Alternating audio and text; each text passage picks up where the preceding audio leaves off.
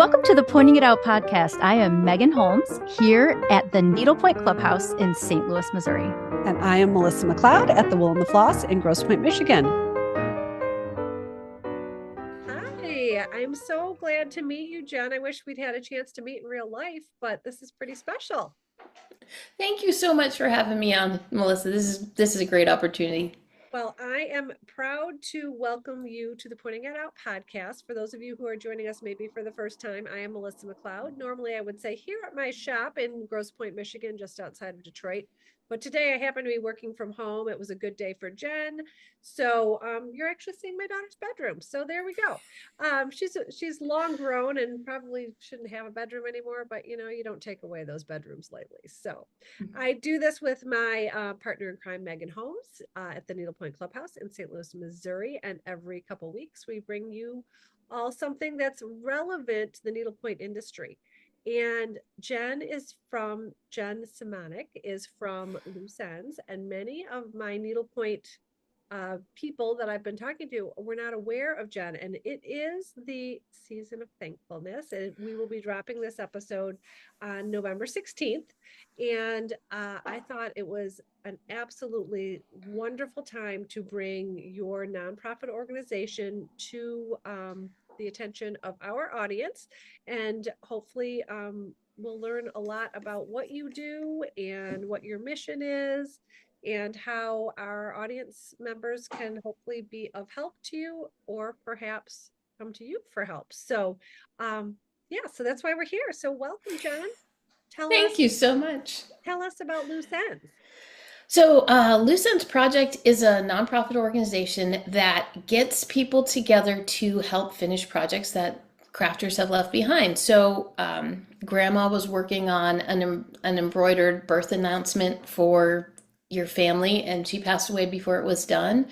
And you've held on to it for a while. We have a finisher out there, probably local, that will finish that for you. It's all about finishing those things that had been intended for somebody in the family. So we've been around as a nonprofit a little over a year. We've been around in existence for almost 2 years. We became a nonprofit in 2023 in May. We have 28,000 finishers across the globe in 64 countries. We have active projects in, I think, about 14. And if you ask me how many projects I've finished, I can't really tell you because, as you know, when that bag of mom stuff, and I say mom because we have a lot of moms and aunts and grandmas. We also have dads who have projects. But when that bag of stuff is found, the person who finds it doesn't always know what they have, right? So they find it, they know it was important to mom, and then they give it to somebody who they think is a crafter that could help them with it. But when they find these projects and they take pictures of them and send them over to us, and we match them with people, they sometimes have little friends with them. So there's a lot of times where I will talk to a finisher and they'll say things like, well, I finished this one piece, but then I found 2 others. So I'm just going to do those 2. And I'm like, oh my goodness. Okay. Sometimes we have projects where it's a baby sweater and there's extra yarn. So they'll like, well, I was there and there was a pattern for it. So I just made the whole layette set. And you're like, oh, that's very sweet. You didn't have to do that, but people like to help. So it gives people a chance to help other people. Well, I think this is just so amazing. But so tell me, I love that it's so new, and that's why maybe some people haven't heard of you yet. So yeah, we're going to do our best to solve that problem in the best way I can. Wonderful. In our little tiny world. But let's back up. I think you said you have a partner as well that works on this, a nonprofit partner, whatever. Yeah, the best kind of business to be in when that doesn't make any money. My partner in crime is Masey Kaplan.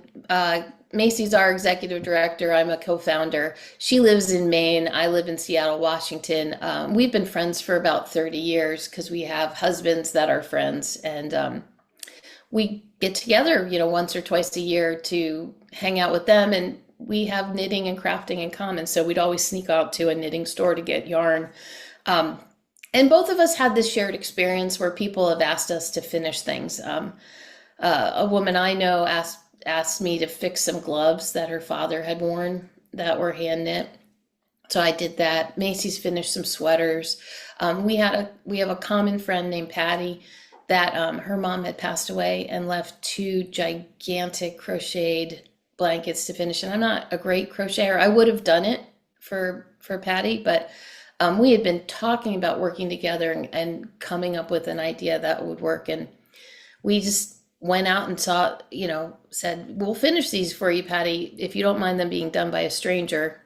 And then we just kind of went to work that way. Macy's has been in graphic design and marketing for nonprofits. So she made up a website. She made up flyers. I went every place I know. I called every place I knew to tell them about it.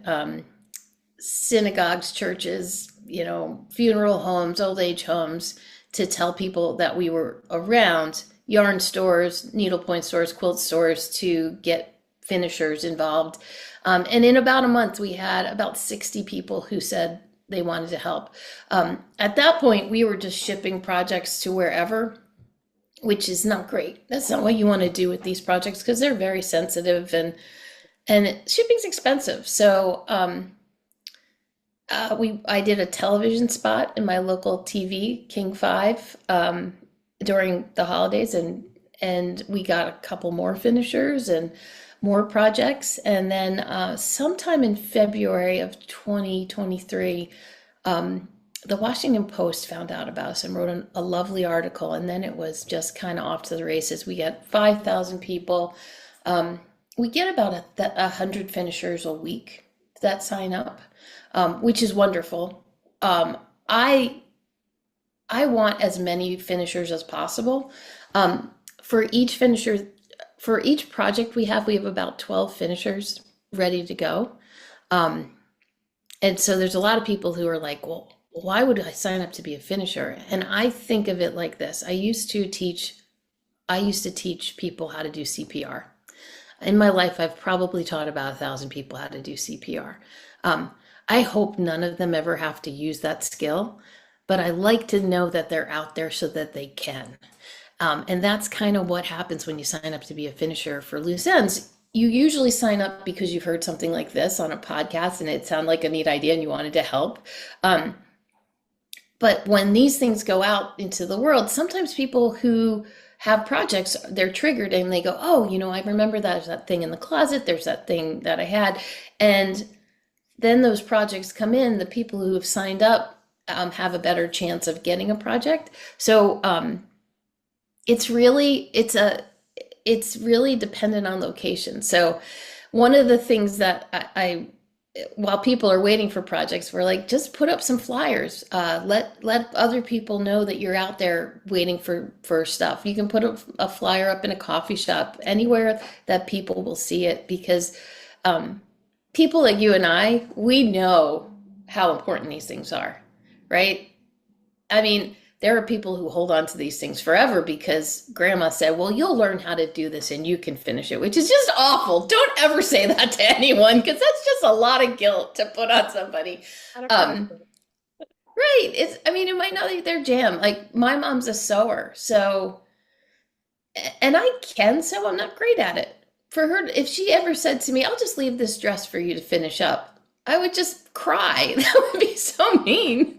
Right. So I think one of the wonderful things about our success and getting people interested is that, crafters get it.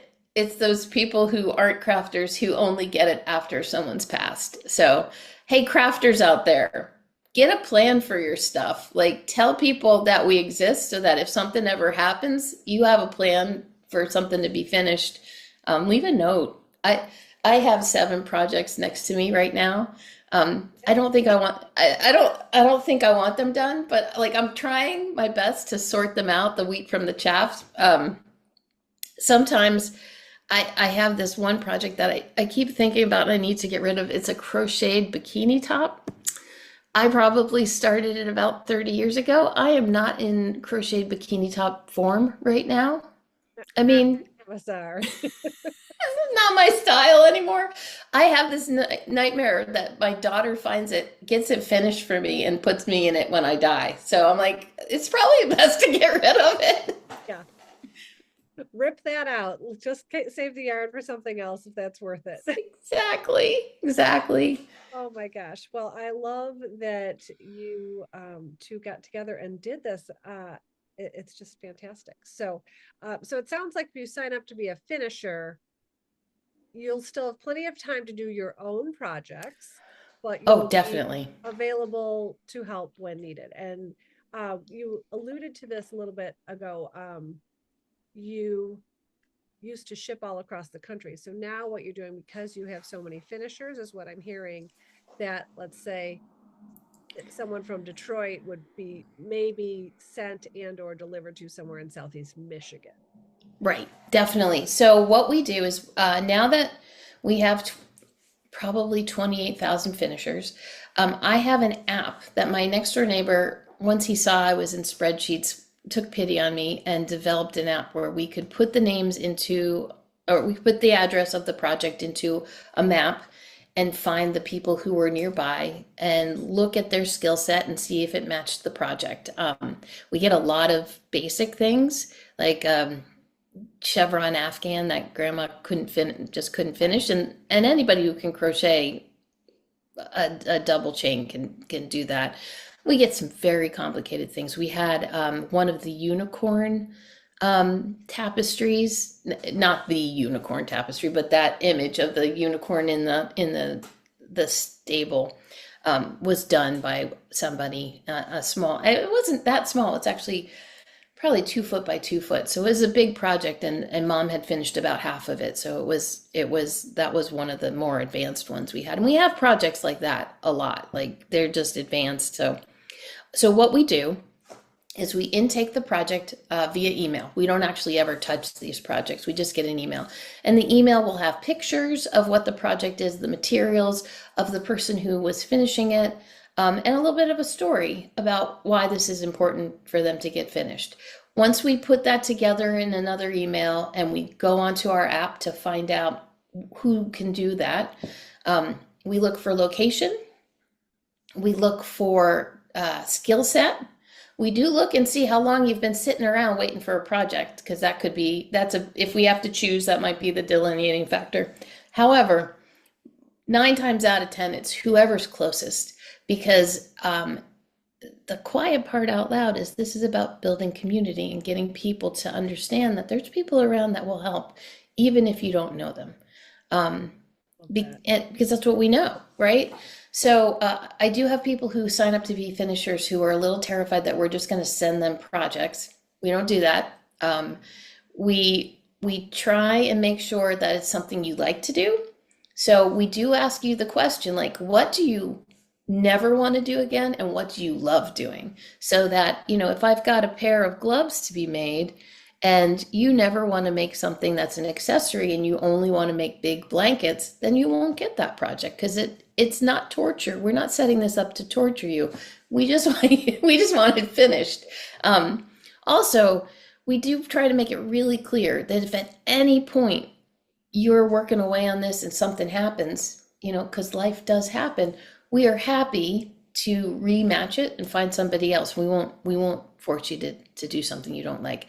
And we've learned a lot over the last 2 years, just asking the right questions to make sure we have the right person to finish things. That's exciting. So tell me, let's cover the crafts that you generally cover. Obviously, knitting and crochet, we've alluded to those. Knitting, crochet. We wouldn't be here. Yes, needlepoint is a big one, actually. Needlepoint, embroidery, crewel work, cross stitch, counter cross stitch. We have people who signed up to do bobbin lace, and I haven't gotten one of those yet, but we might at some point. Quilting, long arm quilting, hand quilting. We have about 30 projects altogether, from felting, which is just pounding some stuff together to make some fiber together to make it do something to finish sewing. So we've had people who, mom was making them a jacket, so we found somebody to finish the jacket. Anything that has to do with string, we've got it. Nail binding, which is a Nordic knitting that's kind of looks like crochet. It's done with a hook. We have people, because we're in Seattle and there's a big Nordic community, we have people who've signed up for that. Macrame rug making, either through punch rug making, or the traditional kind where you take a wool sheet and put it in and out. Latch hook, which I was like, are you kidding me? But we have people who do latch hook, and we had people who had latch hook projects that meant something to them, because I grew up in the 70s, so I think latch hook, I think, was my entree into crafting. I remember doing latch hook when I was like 5, and I loved right? it. Yeah, I did too. And it was one of those things that I did and was fun, but I think because it came as like a kit, like a model kit, Right. I never really thought of it as a craft. But we had one come in, and this man's aunt was doing it for him. It was Lucy from Peanuts. And I was like, oh my goodness, this is so silly. Somebody did it, and not only did they finish it, they turned it over and backed it with some Peanuts print fabric and put this beautiful lining around it. It was gorgeous, and it was not what I would have thought a latch hook rug could be. So yeah, if it's got fiber, we're doing it. We've played around with extending it. We get a lot of woodworkers who want to help. Dad wants to get involved, and I'm being terribly sexist by saying dad, because there's woodworkers out there who are female. But we just don't have the capacity right now to match the woodworking, because we just really don't know enough about it. Right now, we stuck with things that we knew about, which were fiber arts, and we'll get to it at some point, I hope. But right now, this is all about fiber arts. Gotcha. Well, that sounds fantastic. So it sounds like in the 2 years you have accomplished quite a bit. Yeah. You have to have some special stories, I would think, that in this month of thankfulness would be lovely to hear about. Yeah, we've had some super sad stories. We've had some silly stories. There's a lot of different things out there. To pick a favorite project out of 2000 is hard. In terms of embroidery, we had a man who actually was a needlepoint project that was from 1862. Maybe it wasn't 62. It was the 200th anniversary of the Mayflower landing. So it was in the 1800s, and he had this thing that his great grandmother had started, and he was in his 80s, I think. And we actually found a needlepoint person to finish that project, taking the supplies that he had, trying to match things with old things. And that was a gorgeous project that I didn't know if we were going to be able to get done, because a lot of people are scared of those really old projects, rightly so. We've had a lot of projects where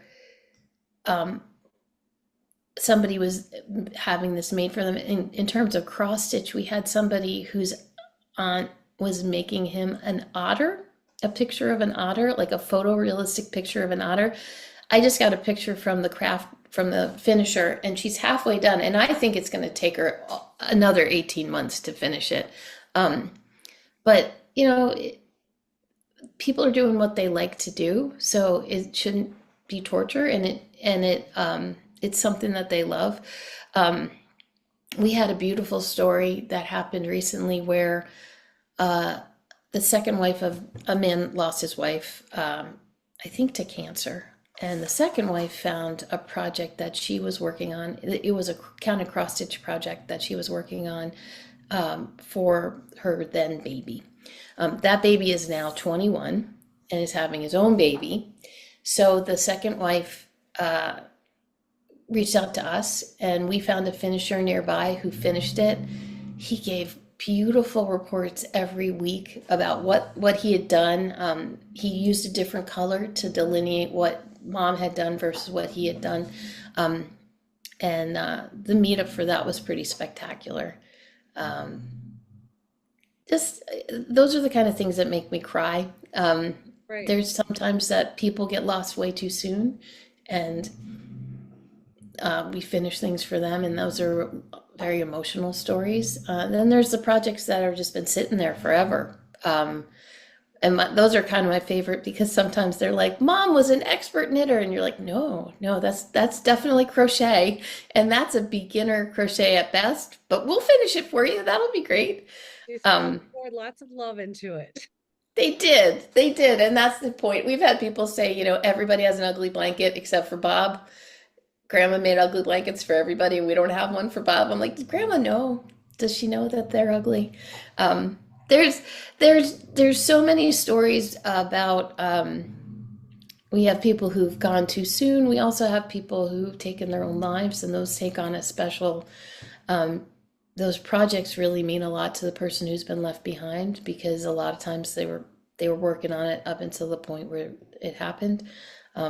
We had one, and we learn a lot from these projects too, because I am by no means a grief counselor. I have empathy. I have a lot of empathy, but we learn a lot about how to treat people. You just are very careful with both sides. You're careful with your finishers, and you're careful with the people who have the projects. In that case, the woman who had this project, her daughter had passed away, and she made something that was a little chaotic. It looked a little bit like a rainbow, and I only saw pictures of it. So I was like, oh, okay, well, maybe we can make a pillow out of it. Maybe we can do something. And I got it to a finisher. And the finisher was like, I think I can make a blanket out of this. And then the finisher went dark. We didn't hear from her. So I ended up having to call her because we were getting nervous, and it was a very meaningful piece. And she was like, oh, I was just working away. I didn't think, she realized that she had just been working. And when I saw the project finished, she had taken this kind of chaotic piece and turned it into a rainbow, and then filled all the spaces around it with granny squares, which I don't have the capability to do. And it looked amazing. And when the woman got it back, she's like, I just can wrap myself in this. Oh, love it. And so things like that happen, and I cry. And then there's things like we had a knit-a-me, which was a frog that is knit, but it's splayed open, so you don't have to actually cut open a frog. You just have a knit version of it, which was just so ridiculous looking. So I get these sad stories, and then the woman who was working on that would email me and say, all right, well, I learned how to felt to make the liver, so I'm working on that now. And I was like, oh my goodness, okay. That gave me some levity that I needed. So there's a lot of different stories. I could go on forever, but we have, because we have so many talented people, I feel confident that we could match pretty much any project. What we are finding is some of these projects that are on the bigger side, we call doily projects the cilantro of crocheting, because some people love them, some people hate them. And a lot of times people are making these massive crocheted bedspreads that we need multiple people to work on. So we're working on a system for that. I've also gotten some beautiful embroidered tablecloths and pillowcases and things like that Mom was working on as like a special treat for somebody, and they just didn't get finished. Gotcha.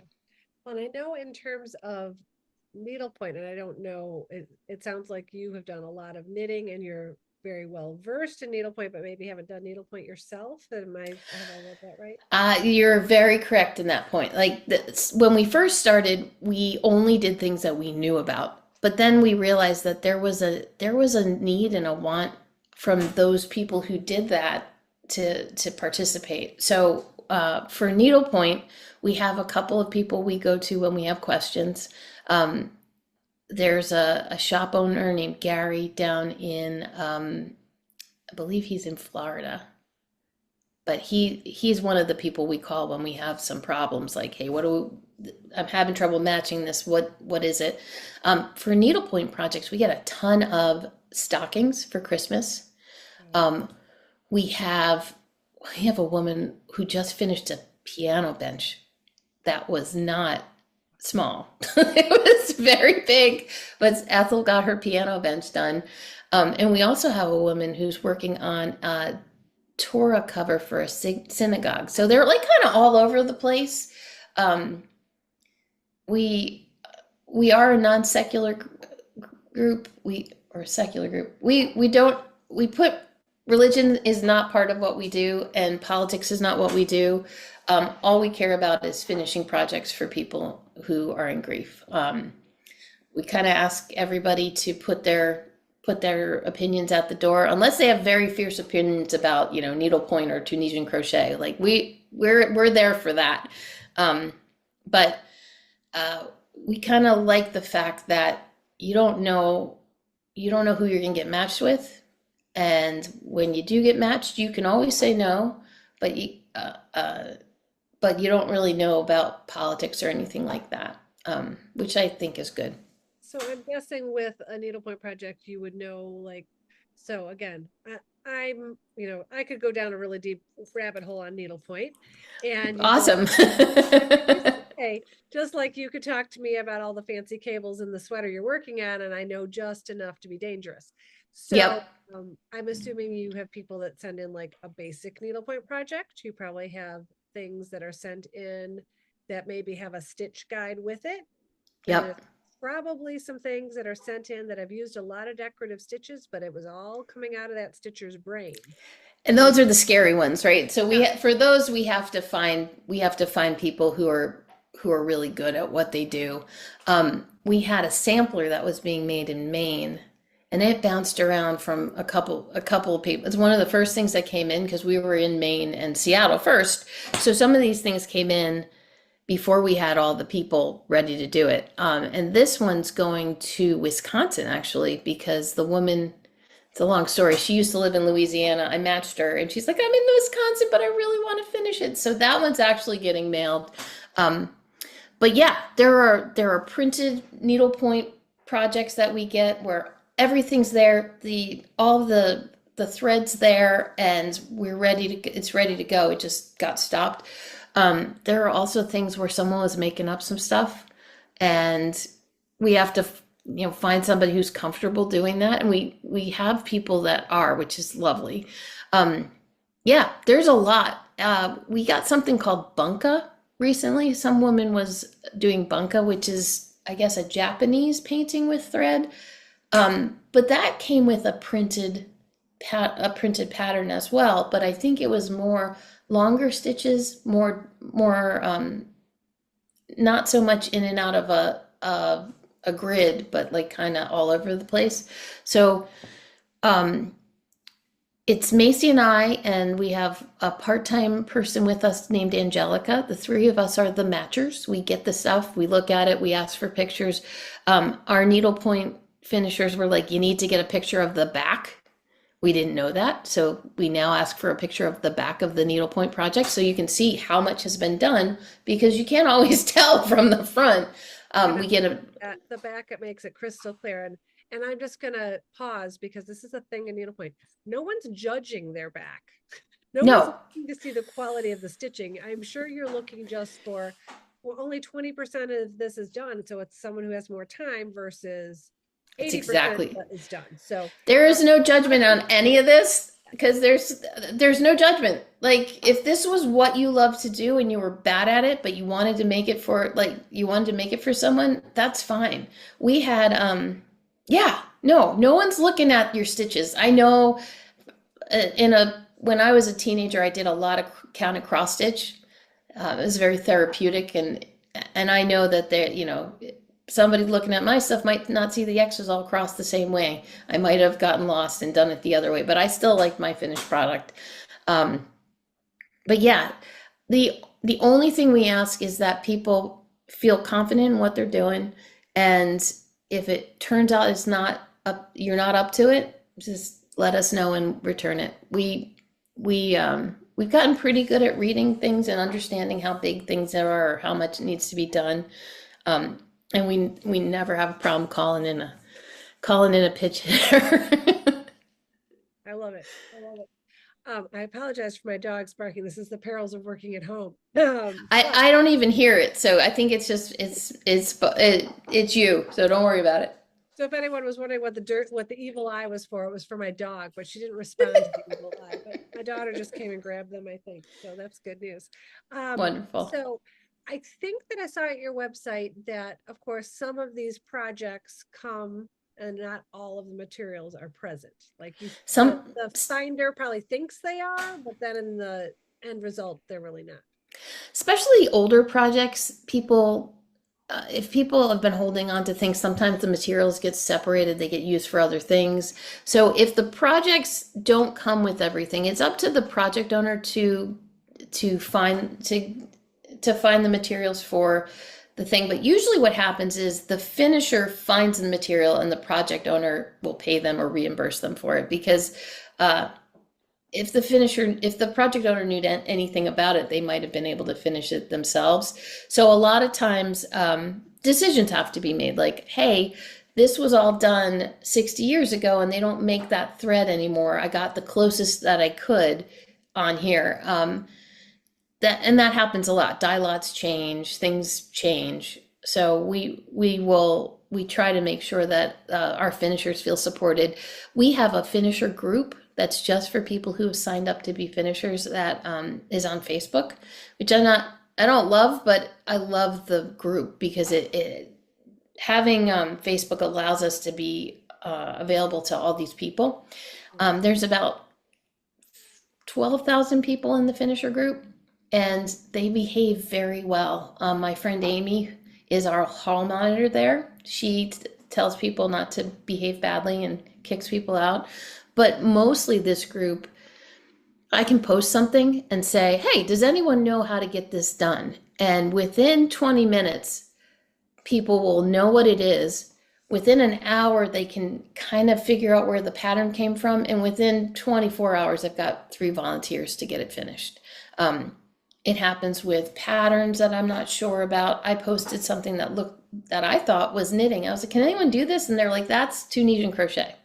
That is not knitting. And I was like, I'm an idiot. I apologize. Tell me more. And within a couple of minutes, people posted videos about how to do Tunisian crochet. And then we had people who were like, that's my favorite thing to do. And I never see any projects for that. So there's a lot of groupthink and asking for help when we need it. Because if you don't ask, you're not going to know. You never know. And I think, yeah. And that's the thing, like, I have a lot of, I don't know if this is because I was a teacher or because I was a stay-at-home mom. I did a lot of stuff and asked for a lot of stuff when I was a teacher because I didn't have the resources to make some things happen. So if a parent wanted to bring in, liver for the oxygen lab we were doing as a biology class, like, that was great. And as a stay-at-home mom, I feel like there's a barter system that we all had. Like, I'll watch your kids for the afternoon. If you could take them for the morning, I've got this thing. I'm going to the grocery store. Do you need something? I think it's kind of inherent in the DNA of people that, I think people don't always ask for help. And I'm always surprised when they don't, because people are usually more than willing to help. Just like I want to help other people. But I think the thing about loose ends is we're giving introverts, people who want to sit home with a cozy cup of tea in front of a fire and finish a needlepoint project and maybe not go out. We're finding ways to get them to help us through the internet and through this project. Well, and as a shop owner, I will tell you that, needlepointers come in all sorts of socioeconomic ways. There's a lot of people who love to stitch, but can't always afford to do a new project themselves. So they are going to see something like this as, oh my gosh, like, I can volunteer and still stay at home and stitch. So it's a beautiful combination. And not to say that there aren't some people at the top end of the socioeconomic cycle that are also going to do it, but their reasoning may be slightly different. There's, is that they just want to help, but there's definitely some people out there that stitch so fast that their pocketbook can't keep up with their hands. So Well, and their wall space can't keep up with their hands too. I mean, there's that. We have a lot of people who say, I've made a pillow for every single person I know, and nobody wants any more pillows, but I'd love to help you. Yeah, we do get that. I do get a lot of people who, the biggest argument we get on our Facebook group is this. People come in, they're brand new, and they're like, I can't wait for my new project. And then everybody's like, no, that means someone has to die. Both things can be true. You can be excited about your project, and somebody might need to pass away for you to get one, but it's okay to be excited about helping people. People always die, and crafters die. Just be nice to each other. We're here to help. And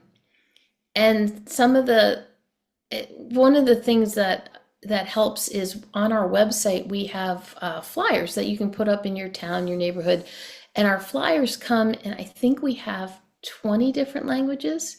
So people come to us and say, I've got we're in a population of Vietnamese. It's a very heavy Vietnamese culture. Can you have a flyer in our language? And I'm like, well, if you can speak that language, we can have a flyer in it. So people have been really generous with their time and talents in that way too. We've got, we had a person in Wales say, if you could do this in Welsh, most people speak English, but they'll feel better if it's in Welsh too. And we were like, that's great, make it. We're there. When they send us something in Welsh, I'll use Google Translate and try and figure out what they're saying, and maybe call you and see what happens. So there's a lot of different ways that people can spread the word about us. So you have, so in terms of people that are volunteering for you, I think, let me know what we haven't covered. We've talked about finishers helping you. I think Yep. you can download the PDFs from your website. Is that correct? So You can. Our website has a lot of stuff. It has PDFs. It also has little cards that says I'm a finisher. So if you wanted to pass those out to let people know that you're in the neighborhood and you'll help, that's fine with us too. and just for the record, we haven't mentioned this verbally yet, but it will be in the show notes. The website is looseends.org. So LOOSEENDS.org, right? That's right. And so you can download those PDFs. So, and that's a situation where if you live in a little tiny town and there's one little yarn store or one little fiber art store of some point, walk one into that shop owner. They will be thrilled to hang that for you, I think. I mean, as a shop owner, I can tell you that that's something very easy for me to do.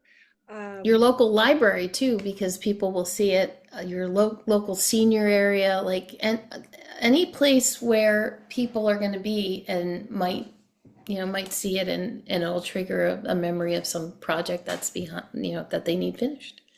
And two other things I noticed on your website. One is that you have an area for monetary donations.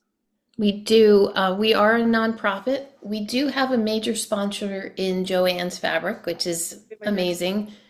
Yeah, they're wonderful. And next February and last February, they did a roundup at the counter for us, which gave us enough money so that this can be my full-time job and Masey's full-time job, and we could hire a little help so that people aren't waiting forever for their projects to be matched. And we can expand our reach the way we'd like to. So they help us. We also get a lot of help from some yarn and craft stores, and from people just saying, hey, we're going to talk about you. Like being on podcast is huge to spread the word. The one thing that we don't take, and this will be sad, but don't be sad because we have a solution for you.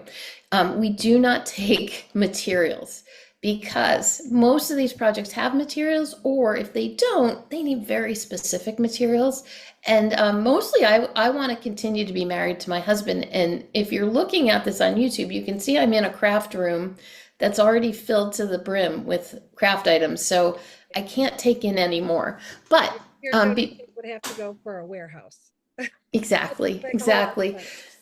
Yeah, we have very low overhead. We just, we're just continue to build on what's going on. But if you do have stash to donate, on our website, underneath the monetary donations page, is a list of all of these wonderful places. I know there's at least one for each state.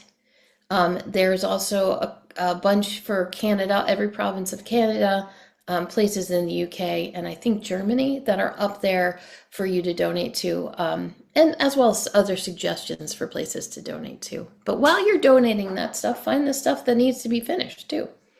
Right, and I did not happen across that part, so I'm glad you brought that to my attention. So Joann's did the roundup for you. Do they also help you out with supplies at all when you're missing things? They do. If we're stuck, they'll help us find supplies. They'll either give us a gift card or they'll send us product. It's sometimes easier if they send a gift card because of the way they ship things. So, and we also get a lot of help from, if we find a dye lot that's missing, we can go on to sites like Ravelry or Etsy to find the stuff. And usually when people hear what it's going to, they're very generous with what they have. So I'll give you a little tidbit that you might not be aware of. There's a Facebook group called Help I Need Thread. Oh. And that is where a crafter like me, or sometimes I post on my customers' behalfs, and I will go there and say, I'm looking for a vineyard silk, bright white in lot 201. And people will dig through their stashes to see if they can help out. So I didn't know about that, and I love that, because that one of the things we do have problems with is sometimes that DMC thread or the Coates and Clark thread that we find isn't enough, and it's old. So it's really nice to be able to have a resource. Thank you. This is great. It's more needlepoint centric, which tends to be not DMC threads, because I think DMC threads are really more common these days in cross stitch than they are in needlepoint. But anyway. So what is it, mostly Coates and Clark for? It's probably because you're not a needlepointer. It's probably a bunch of things that I've never heard of. Like Rainbow Galleries creates many of the threads in the needlepoint world. So Silk Lame Braid and Flare and Frosty Rays and Planet Earth Silk does Planet Earth Silk and Pepper Pot Silk and 6-ply. And then there was an 8-ply. It's just like knitting. It's whole language and world of its own. It's so much fun to learn. Like this is part of the fun, is that I get to learn about these things, and I know each time I learn more, I'm more and more humbled by the amount that I don't know, which is great. Lot about the one little narrow thing we do, but there's so many other things in the crafting world. Like, honestly, I used to know, so when I was a knitting store, I knew so much about knitting, and now it's kind of a need to know basis. I feel like my brain dumped all that because it needed more space for some other stuff, and so I don't even know if I can talk intelligently about knitting anymore because it's not part of my daily world anymore. So yeah, and it's trying to keep up with all that. Well, it's fun, and when things come in, it's like a little mystery, and then I go to the Scoobies on Facebook, and I'm like, what are we doing with this, guys? What do you think? And then they tell me what they think, and I'm always looking for people to give more information. So like, Melissa, you are now on my list. I'm so sorry, but you might get called. I'll give you a little, give one of my friends a little shout out. There is a brand new store in Seattle called Heirloom Designs, and they're fabulous. So, ooh, yeah. So I'm sure if you had something that landed in your lap that needed to be looked at, they would put some eyes on it for you. They're lovely, lovely ladies. Okay. Something else I noticed on your website is that you have a whole section on what makes a project eligible. Yeah. To the main reason, but I think there's some sideline pieces too, right? Definitely. So you don't have to be dead. Let me just put that out there. It helps if you're dead, but no, it doesn't help. So when somebody passes away and there was an intent behind something and they wanted to do it and it's halfway finished and somebody really wants it back, that is our big caveat. We don't want to be doing somebody's knitting or crochet or needlepoint or anything that they were just going to give away. it needs to have some special meaning for the family, and it's going to come back to the family. So that's a big disqualifier. If someone says, my mom has 8 needlepoint projects, she made these and then auctioned them off, that's not what we do, because it has to be something that the finisher feels good about finishing. We do get a lot of people asking if we could finish things and auction them off, but that's a whole nother realm of something that we're not. It's a little bit off scope, so we don't do that. If a project owner has lost sight, for our needlepoint people, sometimes things get too close. You can't see it anymore, which is a shame. And you're in the middle of one last project, we can get that finished for you. If you have arthritis, we can get that finished for you. If you can tell us what happened, we can get it finished. It can't be, I took this on, I don't really like it. That's not us. You can go to Goodwill with that. If I have 50 works in progress, like all 50 aren't of equal importance, 1 or 2. No, 1 or 2, unless yeah, and we do sometimes get, Grandma used to make stockings for everybody in the family. Now there's 5 more people. Could you guys make us one? No. Etsy has some great places you can go to do that. Now, if Grandma's in the middle of making one, we'll definitely make it. Yeah, and we've had projects where, a crafter was getting rid of all of their stash because they couldn't finish it and they couldn't use it. And one of the people they gave the stash to got an incomplete project and got that finished for that crafter, which was pretty special. And she got it back for her birthday. And it always makes me choke up, because when she opened it up and realized that this had been finally finished, she was like, see, I was really good at this. Oh. It always makes me cry, because, I think everybody wants to be validated that they were competent or good at something, and why, having somebody say, yeah, you were, and it was good enough that we wanted it finished so you could enjoy it. So that's pretty special. One of the things that our finishers do is they mark the last stitch that the crafter had done. A lot of times, sometimes that's done. Sometimes a needle pointer will leave a needle and then it'll rust in place, and they'll leave that rusted needle with a little bow on it to just show this is where the last thing was done. It's pretty special how people do this, and we try to encourage some collaboration on that, because some people want a lot and some people want a little. I always encourage, when somebody's working on something, to just make a little secret for you and the person who got it to know. Well, I can't tell you enough what a fabulous thing you've taken on, and it sounds like you and your partner in crime have the perfect skill sets to bring this all together. And again, you're not afraid to ask for help. Your neighbor writing the app and things like that. It takes a village to do these things. I think that people forget that they're surrounded by people, and with the pandemic, I think we forgot it even more. And we're slowly emerging from all of that, even a couple years after. And I just think that we spend too much time thinking of people as strangers and other, and really they're just people, and everybody's a people. So, we don't get out of this thing alive. We have to be nice to one another while we're here. For sure. Well, you're certainly doing your part. I can state that for a fact. So thank you for that. Is there anything else we haven't covered that we should?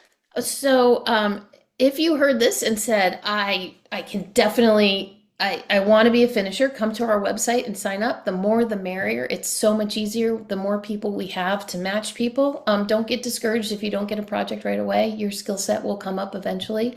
If you've got a project, we have finishers who come in and then submit projects for other skills that they don't have. You could do that too. If you want to make a donation, that'd be great. Keep us working. Let us do this. This became a 40-hour-a-week job before we got paid. So it's really nice to be able to have this as a job and be able to put our full attention to it. And,